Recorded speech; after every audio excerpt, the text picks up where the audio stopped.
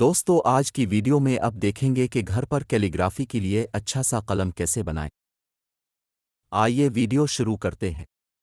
قلم بنانے کے لیے جو چیزیں چاہیے ان میں شامل ہیں: بیمبو، کرافٹ کٹر پیپر کٹر، ریگمار۔ سب سے پہلے اب قلم کی لمبائی کے حساب سے بیمبو کا ٹکڑا کاٹ لیں۔ پھر بیمبو کے ایک سرے کو 1.5 انچ پیچھے سے کٹر کے ساتھ چھیلنا شروع کریں۔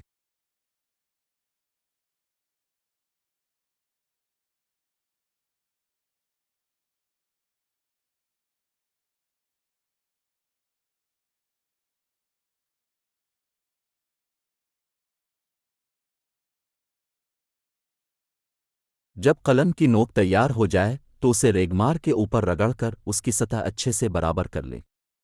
ریگمار کے اوپر ہی قلم سے حروف تہجی لکھیں۔ اس سے قلم کسی بھی زاویے سے رگڑ نہیں کھائے گا۔ اس طرح اب جتنے چاہیں قلم تیار کریں۔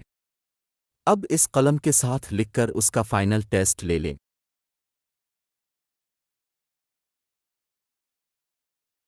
اگر ویڈیو اچھی لگے تو لائک، سبسکرائب اور شیئر کر دیں۔ شکریہ۔